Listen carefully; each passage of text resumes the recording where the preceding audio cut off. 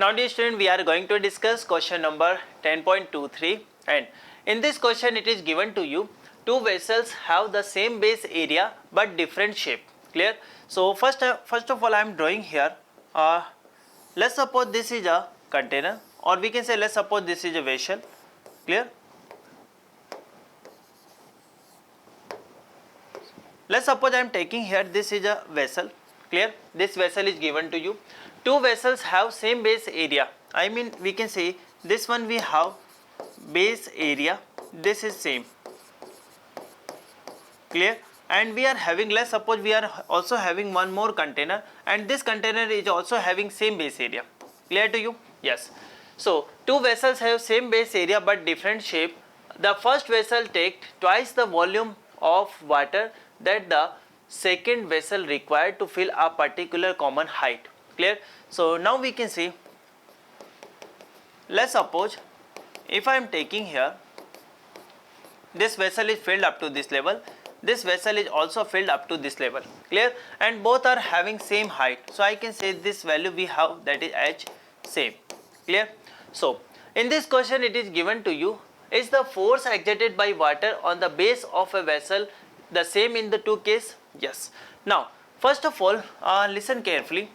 We can say height of a liquid column is same. Clear? And we can say here base area is also same. Clear? So first I can say pressure exerted at the bottom, this is given by rho gh. If we are taking same liquid, if we are taking same common height or same height, at the time we can say pressure exerted in a container number 1 or container number 2 in at the base, that is same. Clear? So I can say directly we can say P1 equal to P2 at a base. Clear? So if I am talking about force, so force exerted, this is given by pressure multiply area. Clear? Because both are having same base area, so directly I can say F1 this is equal to F2. Clear? It means in both situation we can say force exerted on base, that is same. Clear?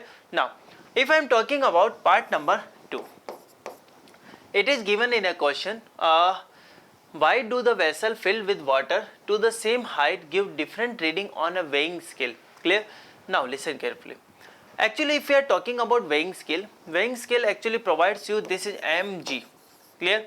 Now it is given to you mass. Mass is actually defined as density multiplied with volume. Clear? So I can say density.